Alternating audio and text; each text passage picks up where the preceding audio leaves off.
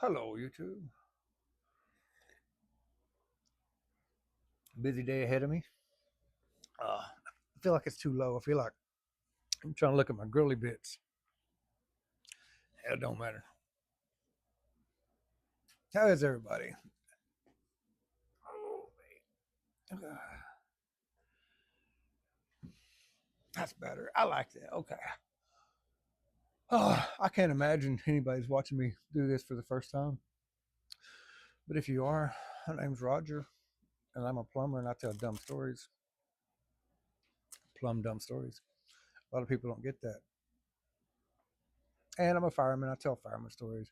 And I used to be a cop, and I'm not anymore.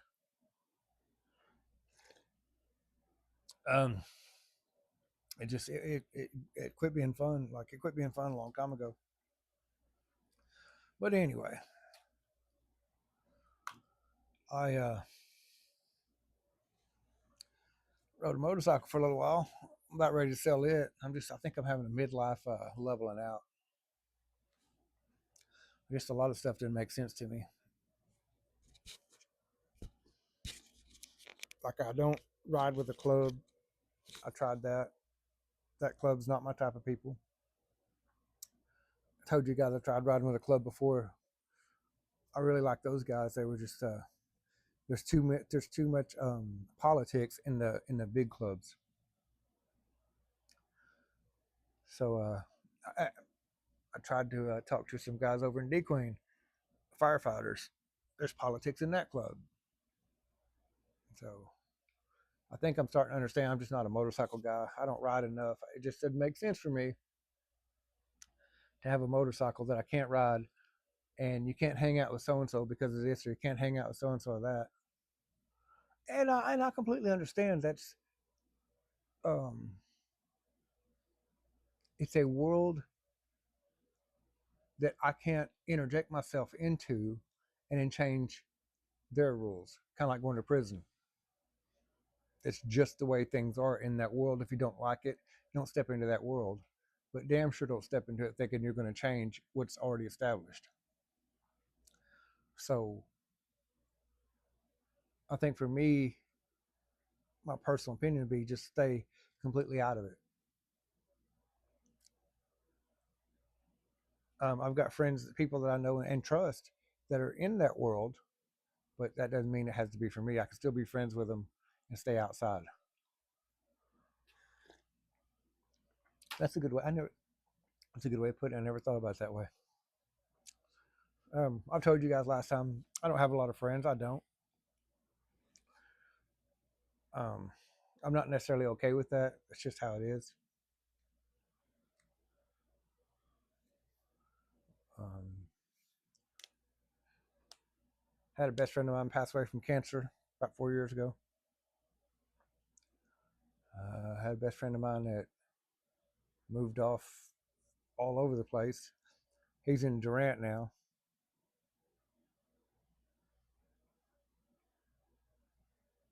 Um, I had a kid went to work with me for a little while. I thought he was gonna be all right. You know, he seemed like a real nice guy at work. I go to the store and a real nice guy. And we just kind of bullshit, laugh and joke, cut up.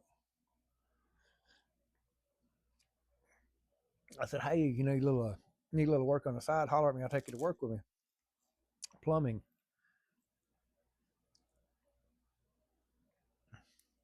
He said, all right, man. I tried that. He's different, I would say, at work than he is outside of work. Good kid, just not not my people.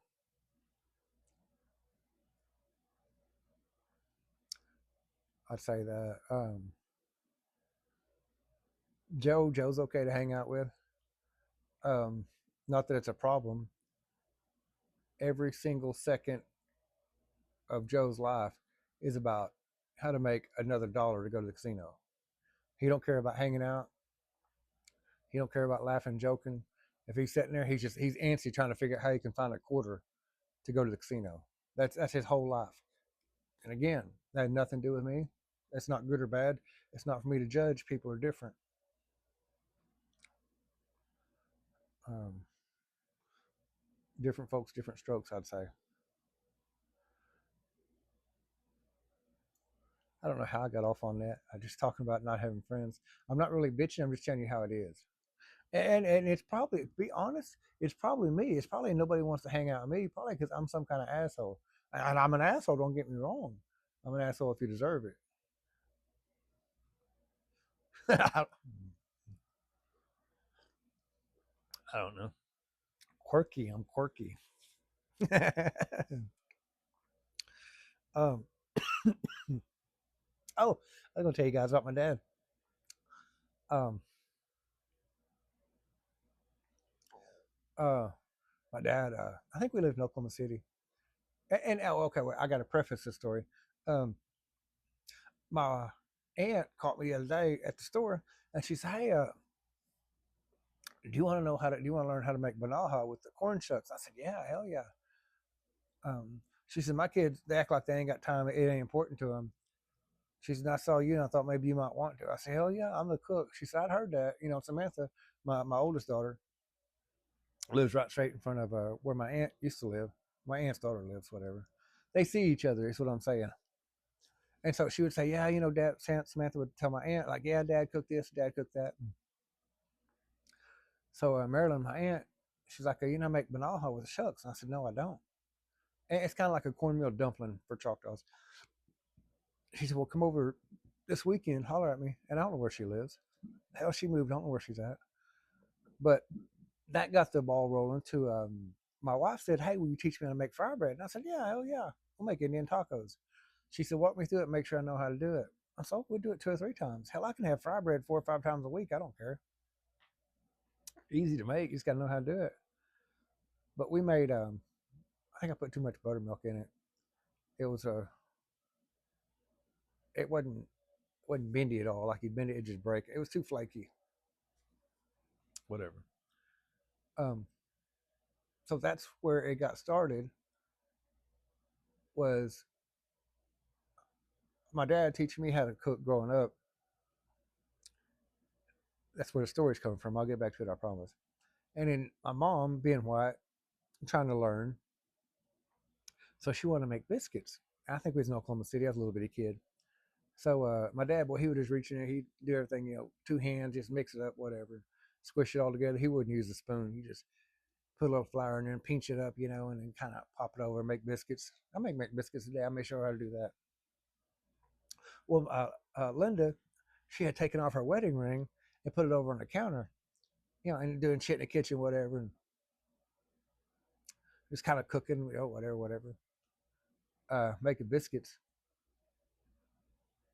And we were sitting there eating them. I don't know, man. We all sat around the table. We sat around the table with little kids, traditional, like we still had sense. And Linda just screamed. She said, "Oh my God, my ring!" We're all like, "What?" I thought she got hurt. What? She screamed. What? She said, "My ring, my ring, my ring's in one of the biscuits." Uh-oh. So my dad, being a level-headed fellow that he was, he said, "Whoa, whoa, whoa." So he kind of squeezed it, squeezed. We've all got biscuits. We're trying to eat. He said, "Hey, kids," he said, "be real, real careful. Don't just bite into it and make, break your tooth or whatever." He says, "Be real careful. Pull it off and bite it. Pull it off and bite it." Now, when he makes biscuits, he makes a big old pan. There's probably 15, 20 biscuits. And we feel so bad. She's over boohooing, and she just kind of she's pushing out every biscuit and like, "Oh my God, it's in there." If it was this way, I'd find it. It's got to be just laid, just perfect. And oh my God, and they're just over there. And we feel bad. My dad feels bad. I was raised real, real poor. You don't waste food. I was like, shit. We can't just tear it apart and leave it. So we quit everything. We just started eating just biscuits, and drinking water, eating biscuit, drinking water, try nibbling at it, pinching at it, make sure we can find that ring. My God, we got so full off of biscuits. And looking back, probably that was a trick my dad had used, probably because we didn't have a whole lot of food. And rather than just, hey, y'all eat biscuits to get full, He probably did that so he'd eat biscuits. Probably. I don't know that. It was a long time ago. Man, we went through all them biscuits. I mean, there might have been one after it's all pinched apart, enough to push one biscuit back together. Maybe. I mean, she was boo-hooing and boo-hooing and whatever, whatever. My dad, boy, he kind of sat back. He had that look about him, my dad, when he was up to something. He had that little look about him. He reached in his pocket. He said, "Oh, hell, here." It was on the floor. I picked it up. God damn, the fight they had. Oh, the fight they had. She would not think that was funny. We thought it was funny. We thought it was hilarious, because he tricked her. But oh my God, she was mad and blah blah blah, cussed about everything and lazy and blah blah blah blah. So of course he used that excuse to go get drunk. So yeah, that was a good time. Um, man, yesterday we got off work. I'm just kind of tooling around and I'm not having a good day, not having a bad day. My daughter Alex said, I'm gonna change my back brakes. She said, "You say they were harder?" And I don't know if they're drum or disc or I don't know on our car. I've never done a cross for 200. I went and looked. I said, "They're discs. They're probably not hard." She did her own front brakes. I think I had helped her do her brakes on her car before, and kind of gave her the idea. So she got on YouTube and got her tools together and jacked it up and did it while I was at the fire department. Did it all by herself. Did her front brakes on her Chrysler 200. Worked out fine. I didn't even know she did it. Okay, now these back brakes, the back tires, a Chrysler 200 has these lug nuts with aluminum caps on them, and the aluminum caps like to disform and twist on the steel. They're studs. They're not even lug nuts. They're stud bolts.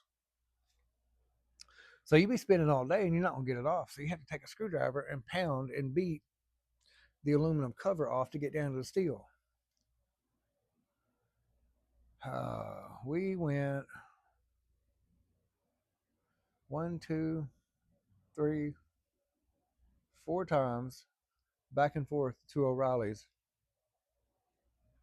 Oh, and then if you know anything about brakes, you loosen the bleeder and you use a screwdriver and you uh, press the caliper open.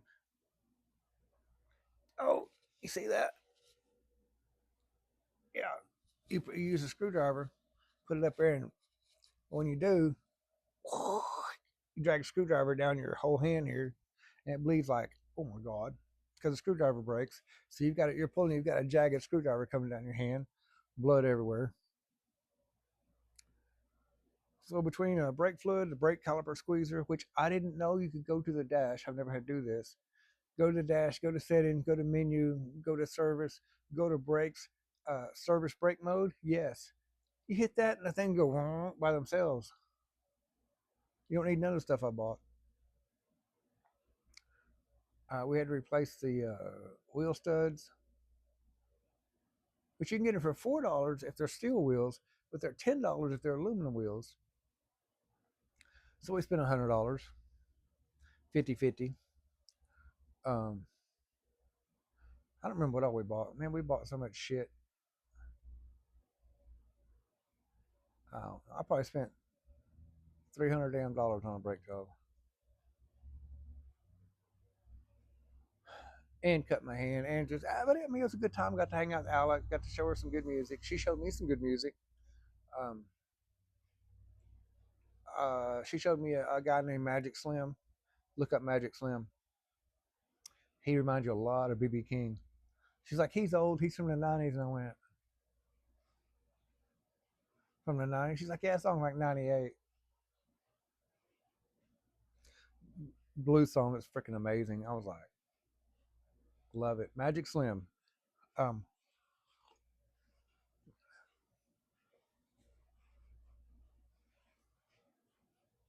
and it kind of sounds like rain. I wish it was, but maybe not. Anyway, there's a little video I didn't know I was gonna make. That really does sound like rain, y'all. Ain't gonna mow today. All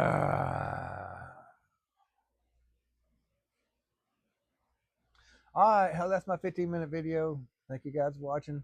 Love y'all to death. See you in the next one. Bye bye.